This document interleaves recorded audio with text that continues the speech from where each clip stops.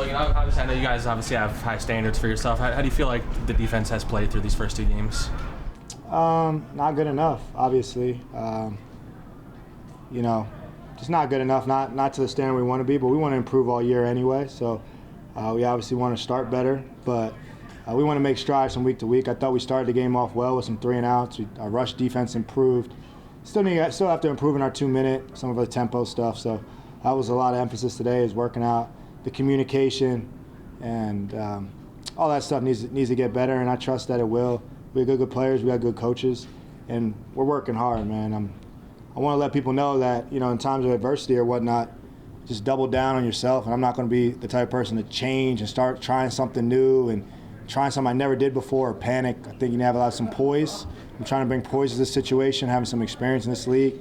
And it's not the end all be all. We just got to make some improvements, and that's what we're doing. We have guys that are willing to be coached and willing to improve. So.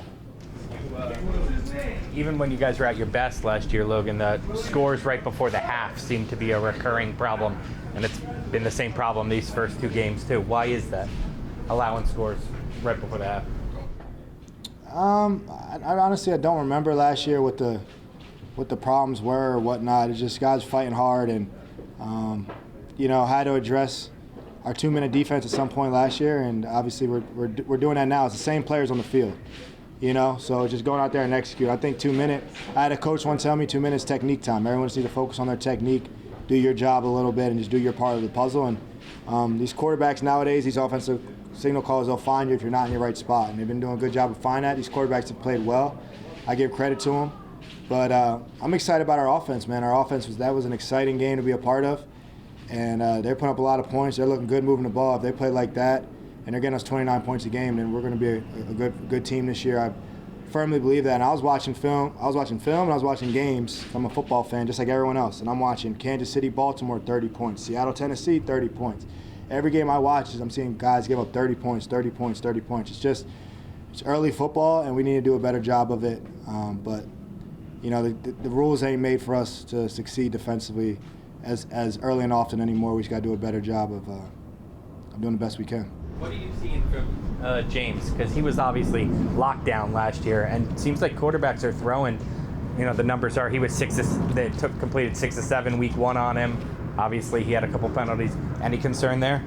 On James, yeah. Bill Bradbury, one of the best in the league. I mean, he made a play that, honestly, if we get a missed field goal at the end, James Bradbury made the play to win the game. So, hey, that's the nature of being a corner. What Alejandro Villanueva say as a tackle, it's like jumping out of an airplane, not a lot of upside. That's the same thing being a corner. I mean, either they don't throw at you and they don't write about you, or you give a play and now you suck. So that's the nature of being a DB, and that's why you got to be a different dude, and that's why they pay you a lot of money when you're pretty good at it.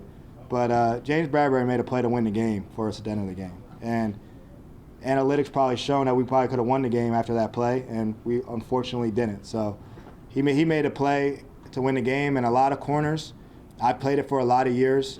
When you're not having a great day, it's really hard to respond. And to see some of the top guys, and James is a better corner than I ever was, see him respond in the way he did to make the game-winning play, that's like a great basketball. Steph Curry, he's having an off night, he hits a buzzer-beater three-pointer, we call him a hero, how he's able to respond with adversity. So that's what James did to me. He came in and almost hit a buzzer-beater. He hit it with 20 seconds left, and they came in and hit a buzzer-beater.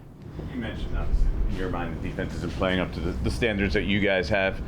What's the mental state of the defense? Like, are you approaching it like, we're pissed off, or hey, calm, we're just, we've got this, we just have to do what we're supposed to do? Yeah, I think we got to relax, and I think we got to just do what we do, and establish what we do. We haven't proved anything yet this year, and I think we're pretty good on paper. I think we have some good players, some good coaches, and we know that.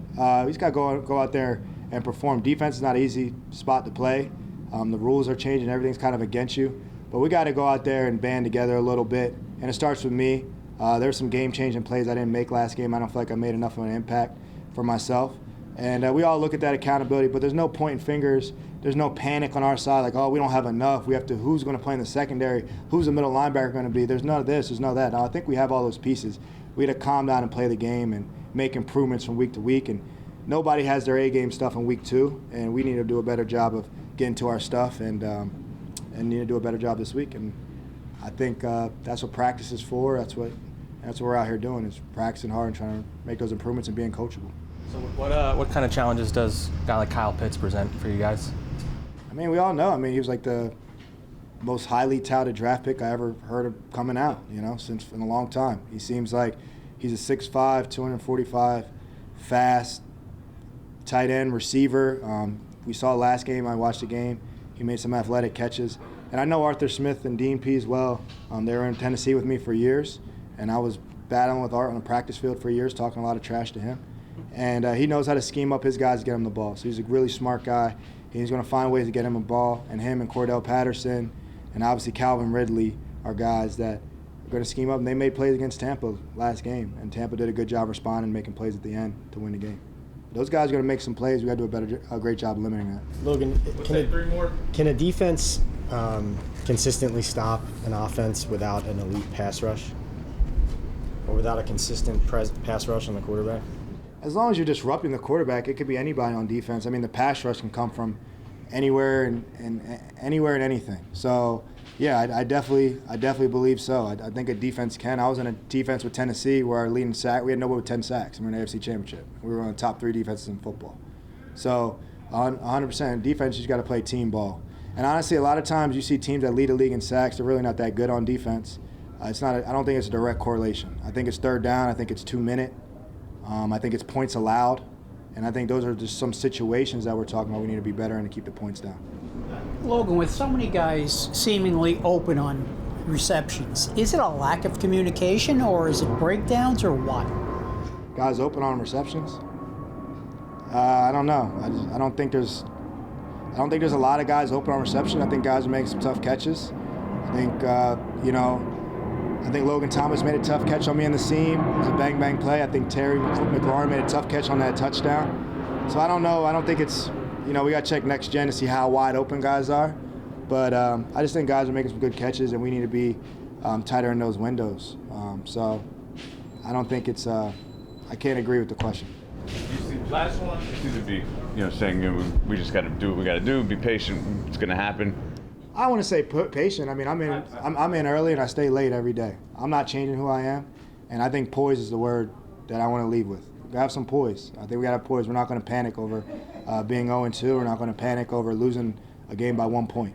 How damning would 0-3 be? That's where I was getting to. Because 0-2, the odds are pretty low to make the playoffs. Each one you get. Well, how bad is it being one game out of the division lead? Our whole division's 1-1. Right? So everyone loses and we win. Guess what? We're division leaders next week. So I don't know how damaging it is with the playoffs. We're one game behind the division. So, I mean, Dallas won by a field goal.